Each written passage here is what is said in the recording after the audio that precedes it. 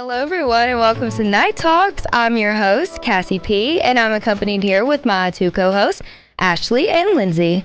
We just want to thank you all so much for joining us on this Monday night. On the show, we'll discuss life, relationships, and college. We'll give some advice, and we might even play a few games. All this and more coming your way from Night Talks on WLJS 91.9 FM. Hello, everyone, and welcome back to Night Talks. First, we're going to start off with our question of the day. And our question of the day is, have you ever pulled out a tooth just to get money from the tooth fairy?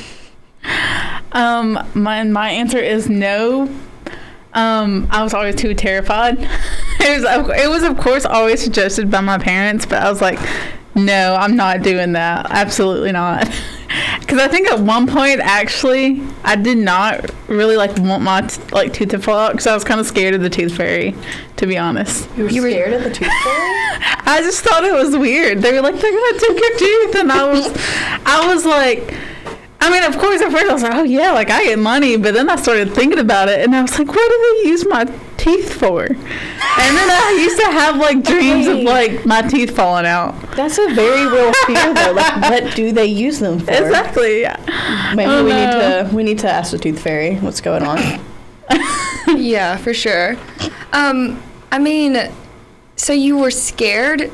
Did you say you were scared that your teeth were gonna fall out? I would have dreams of my teeth falling out and the tooth fairy come to take them and oh my gosh. So it was kind of like how people think about Santa Claus bringing them gifts and they're so happy and excited, but you were just like, no, I don't want my teeth to fall out because this stupid fairy is just gonna come and try to steal all my teeth or something. I mean, I'll be honest, I was very excited for the money. I don't think I ever expressed my distaste for the tooth fairy. Because I was afraid they would stop, sending me money if I said something.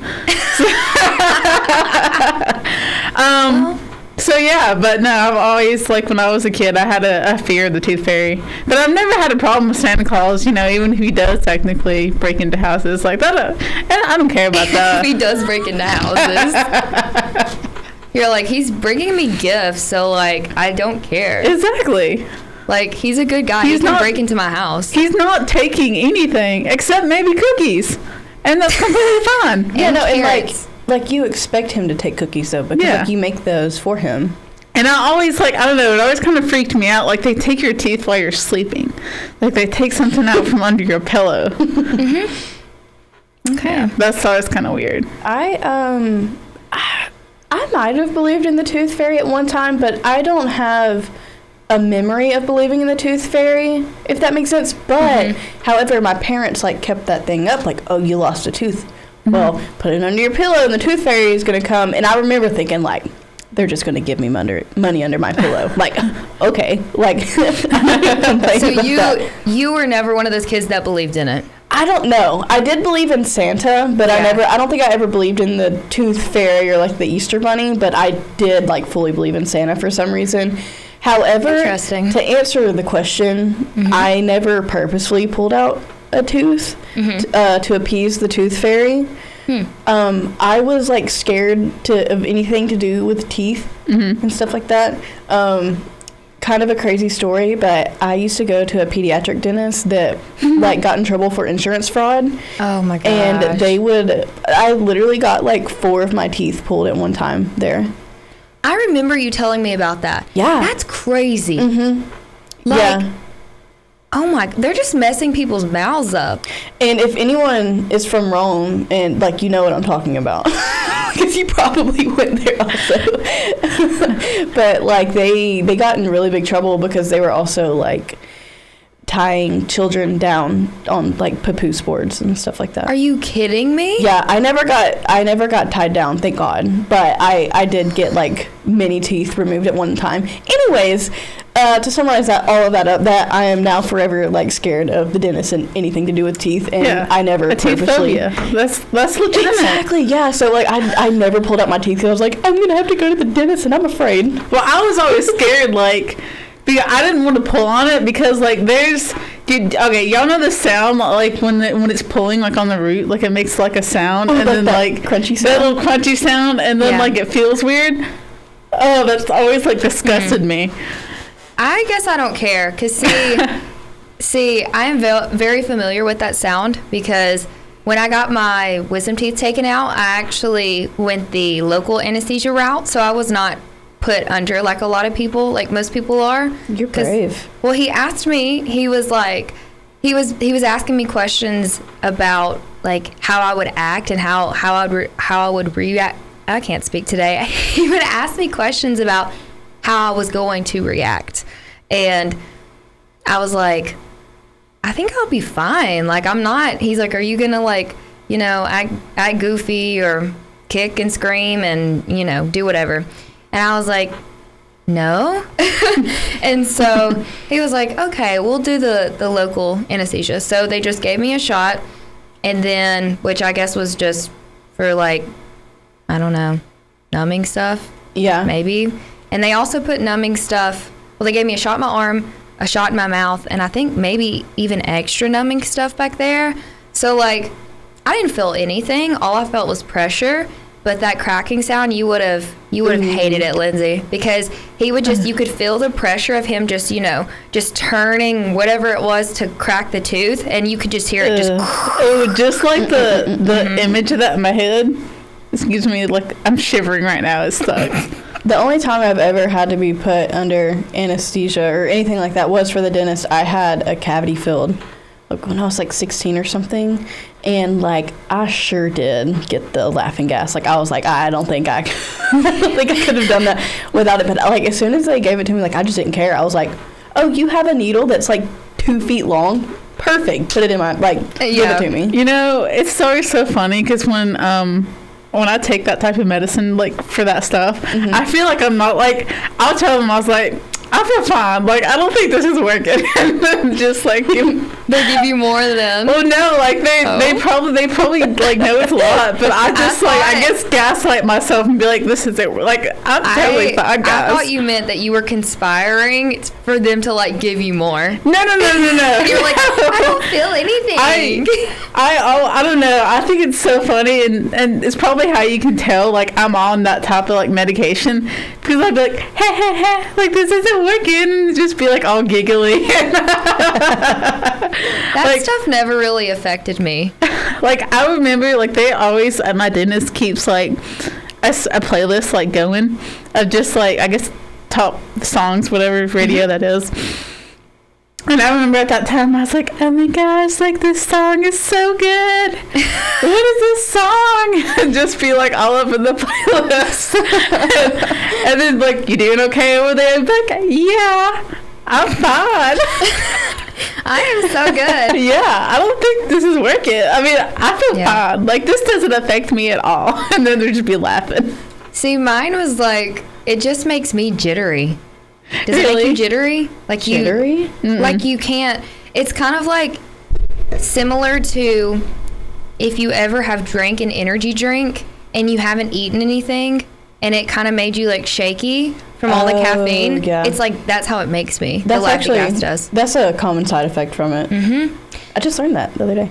Yeah, that's what it does to me. Because they also gave me that when I got my wisdom teeth out. And there was one time that I didn't have to get my tooth pulled, but I was trying to get braces and I had one baby tooth left and I was like, just take it out so I can go ahead and get my braces.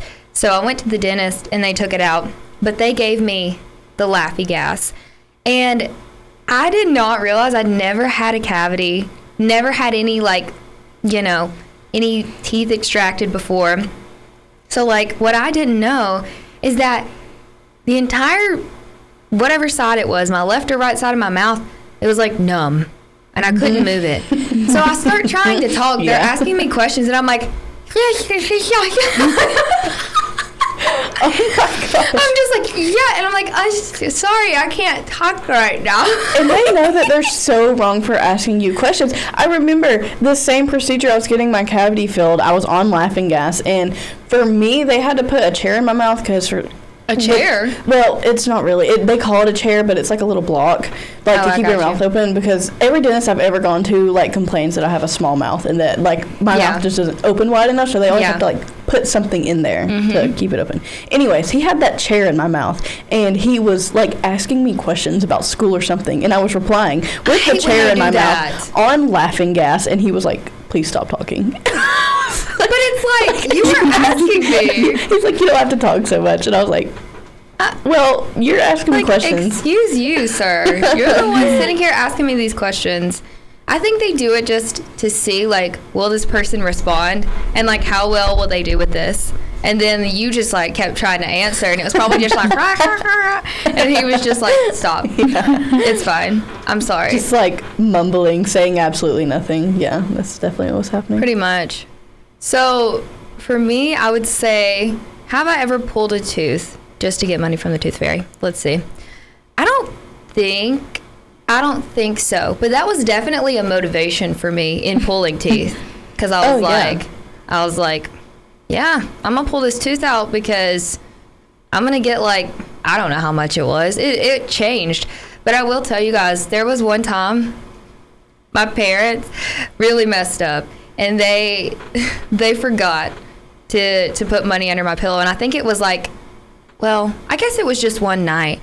But I woke up and then I was like checking my pillow and there was nothing there. And I was just like, no. I was like, why did the tooth fairy not come? And then I told Mama, like, Mama, the tooth fairy didn't come. I put the tooth in my pillow and this and she's just like, oh, let's check again. And she got the pillow and she's like, here, let me check, and reaches her hand in there and she's like, oh, here, I think I feel something. Check it again. And then I pull it out and I don't know how much. It was like maybe it's like $5 or $10. I was like, what? How did I miss that? She's like, oh, dang it. Like, I was such a believer in all of that stuff, especially Santa Claus. I know you guys you were saying you believed in Santa Claus, and I think you did too. But yeah, I was the type too, like, I would have full-on arguments with like people that would try to tell me Santa wasn't real. And I was like, yes, he is. Full on, like, kids in elementary school just like, Santa Claus is not real. I can't believe that you think that. And I'm just like, no, he is. He most definitely is real. Yeah, obviously. Well, see, what my dad would always say is he actually is real, and he's me, and I'm real. So I'm Santa, he's real. That's how my dad would justify it. I mean, because I was like so upset at the beginning. I was just like, I can't believe you guys lied to me for all these years. Was that just fun for you guys? You think that was just funny? He's like, I didn't lie because I am Santa. And I was like, but you know, you're not the same. You don't have reindeer. You don't wear a red suit. You don't have a beard. You're not really fat. So it's right, like it, you know. 2 + 2 equals. Yeah, you know. So there was a little bit of fabrication in there. Oh yeah, for sure. So anyway, so now we're gonna move on from the question of the day, and I'm gonna ask you guys. Well, not asking. I'm gonna start off by answering last week's riddle. Then we're gonna move on to this week's riddle. So last week's riddle was: if your uncle's sister is not your aunt, then who is she to you? If your uncle's sister is not your aunt, then who is she to you? Now, I think last week, Ashley looked very confused when I asked this question. I think I did it first, and then I was like, you got I know this, yeah. Yeah, when I was reviewing the footage, I was dying laughing because I was watching your face, and you just looked so confused to begin with. You're like, wait, what? And then I just saw that moment of like realization. You're just like, oh, I got it. So do you want to answer it, Ashley? Since you know. I believe that it is the mother. That is correct. Woohoo. So if your uncle's sister is not your aunt, then who is she to you? It's your mother. So now since we've done that one, I'm going to ask you guys this week's riddle. And this week's riddle is... Actually, I lost this week's riddle. No. It was supposed to be... Oh, wait, hold on. I think I do... Well, it's on my phone. Well, hold on. Guys, we're going to go to break early so I can retrieve this week's riddle. And then I'm going to come back and I'm going to ask you guys. I'm so sorry. Okay. Welcome back to Not Talks, everyone. I can't talk today. And also, I thought I sent myself... Well, hold on.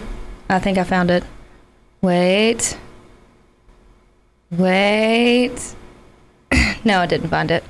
Well, you know what? So we're going to do this differently since I thought that I sent it to myself and I didn't. I guess I erased it. But I'm just going to post it on our Instagram account and on our Twitter account. And then you guys can guess it. I guess I'm just not going to say it now because I don't know what I did. I'm so sorry. But, okay. So now we're going to get into our main segment. So our main segment for the day is...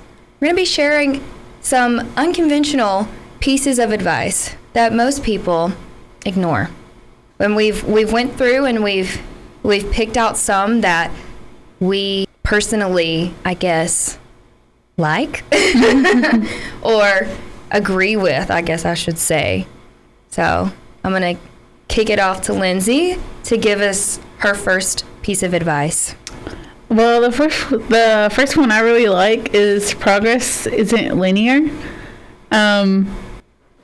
which I really like because it's okay. Listen, today people are gonna have to forgive us because we're just having some difficulties today. So keep going, okay. I guess this is more of the one step forward, two step back variety. And I just really like that piece of advice because me personally, I'm a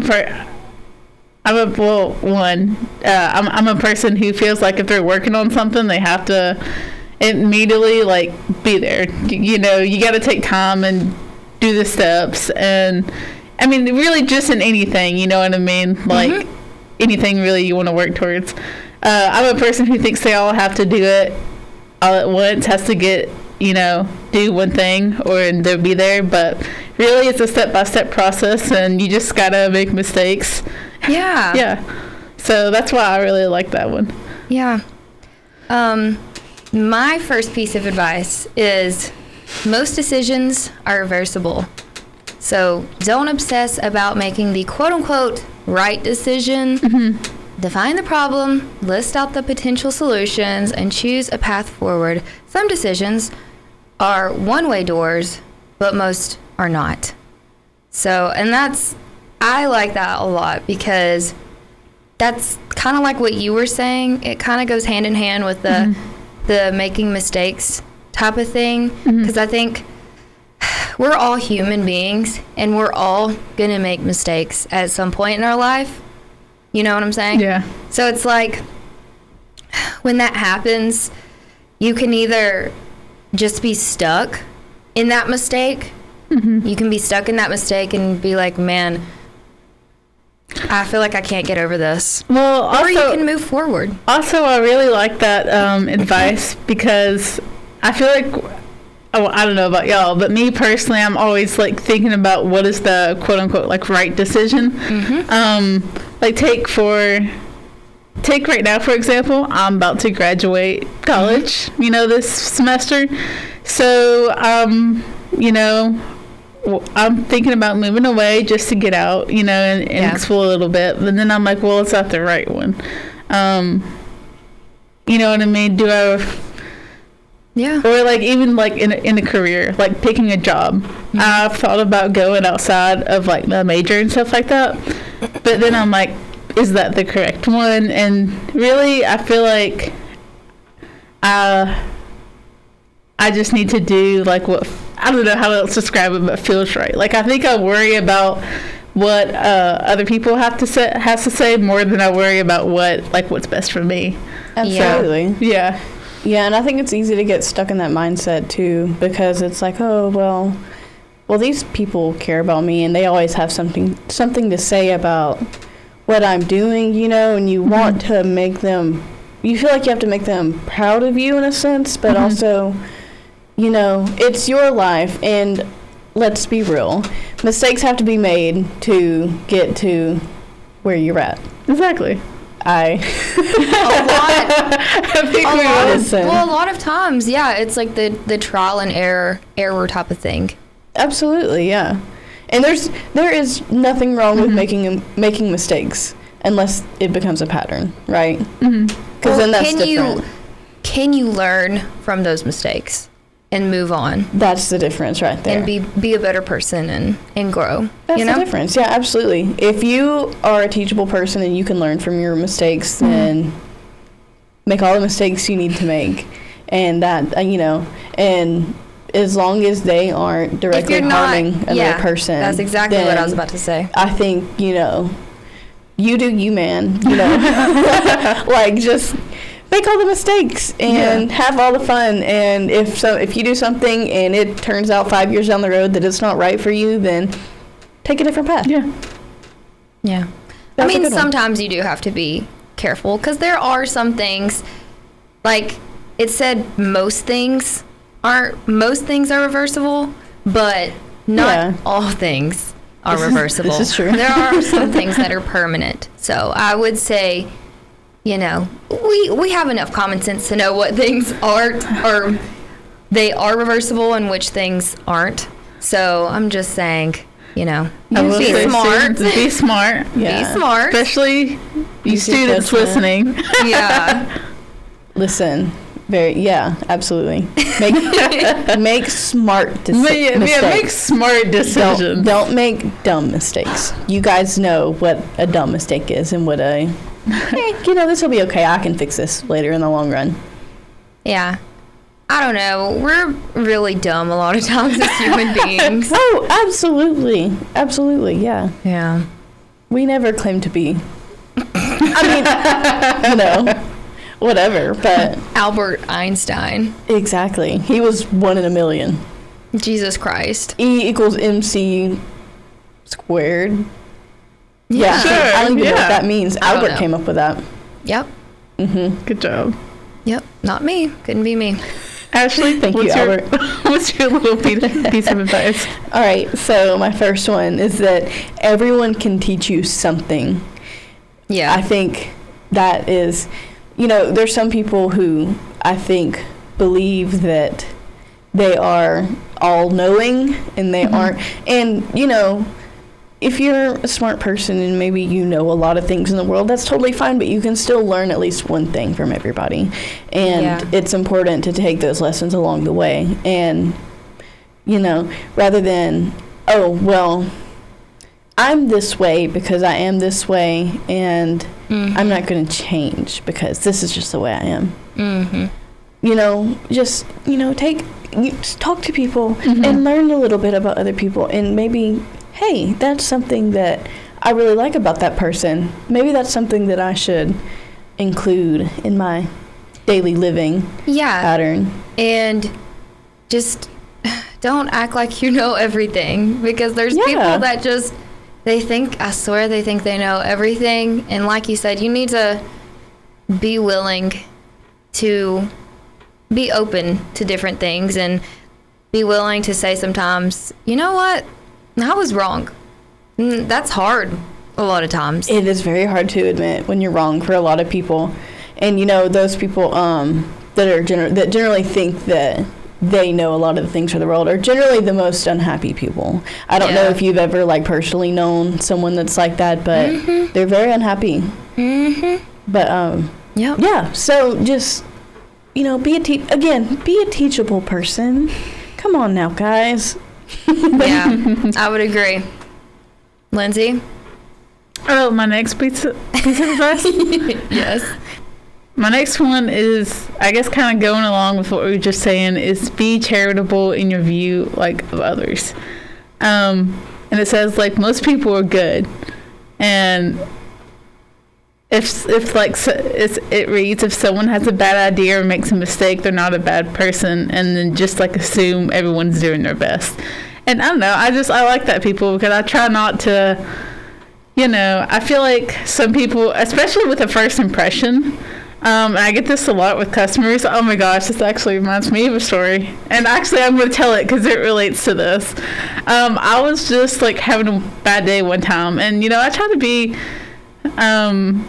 to just keep on a good face for customers. But what this guy came up to me and was asking me about something. And I was like, oh, I don't know. And then I was also, side note, in the middle of a task. So I wasn't like, to be fair, giving him my full attention because I was trying to like get to a stopping point to where I can help them.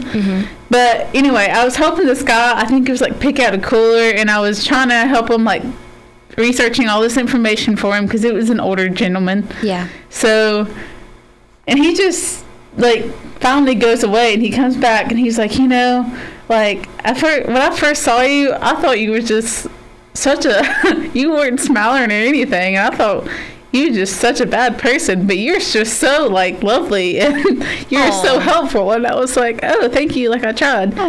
But I don't know, that love old people. I know, like they're sorry. I personally thought it was funny, like because y'all know me, like typically people are like, oh my god, like you're so smiley, like I was like, yeah, well.